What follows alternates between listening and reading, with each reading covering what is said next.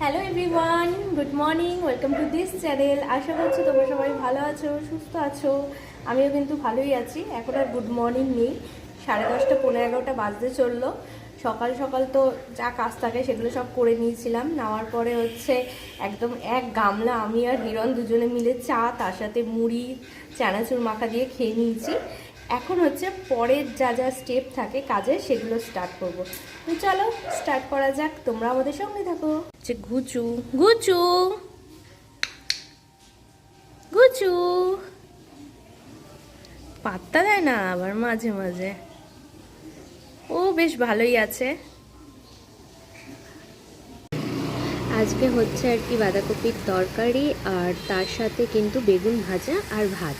তো আমাদের সামনে কাকিবাড়ি রয়েছে এক, সেই কাকিবাড়ির মানে বেগুন গাছ লাগিয়েছে আর কি। এবার সারা শীতেই নাকি বেশ টুপিটাকি করে বেগুন দিয়েছে ভালোই। আর বেগুনগুলো মানে এতটা ভালো, কোনো রকমের তেল টানে না, আর মানে সম্পূর্ণ ঘরোয়া সার আর কি দেওয়া রয়েছে। তো এই যে এই হচ্ছে সেই বেগুন, বুঝলি? হ্যাঁ,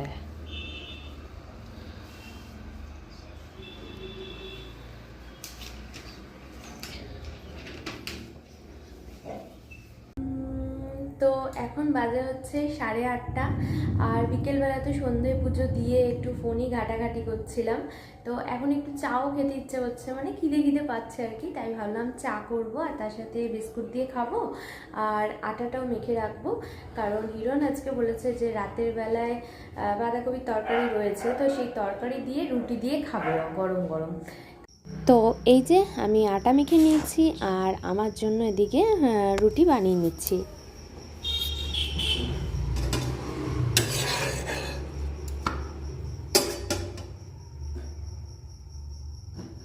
তো এদিকে হচ্ছে আমি আমার খাবারটাকে নিয়ে চলে এসেছি, আমার হাতে খাবার রয়েছে।